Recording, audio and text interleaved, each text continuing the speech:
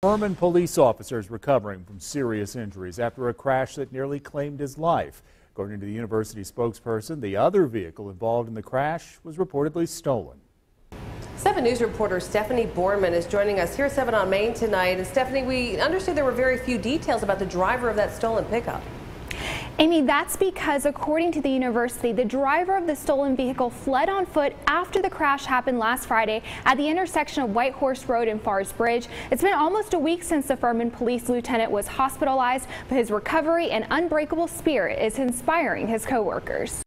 Nobody could have walked out of that car. In a FaceTime interview with 7 News, Victor Rivas says in a hospital recovering from multiple injuries is not where he thought he would find himself a week ago. But the Furman University Police Lieutenant is not the only person who realizes how lucky he is to have walked away from this wreck last Friday. Victor was transported to the hospital. He sustained significant injuries. Just the grace of God that he is alive. Rivas was on his way to Furman for freshman move-in day when he came to this junction at White Horse Road and Fars Bridge. Kind of entering the intersection at the same time, and I can see that this truck is not stopping.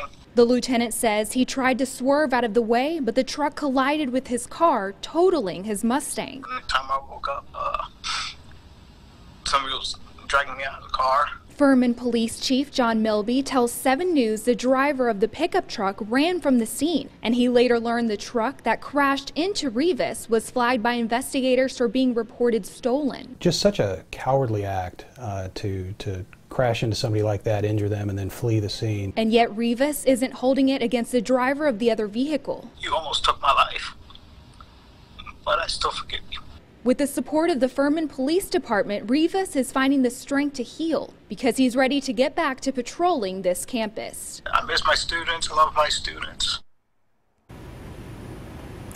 So earlier when I was able to talk to the lieutenant, he told me he might be getting released from the hospital this week. Obviously, he's going to be out of work for some time while he fully recovers. But on our website, just click on the link to the story and you can help him get back on his feet. Yeah, they have a way to help out if you want to get involved. And what a tremendous effort and offering of forgiveness in such a difficult situation. Absolutely. Is there any hope of catching up with this person?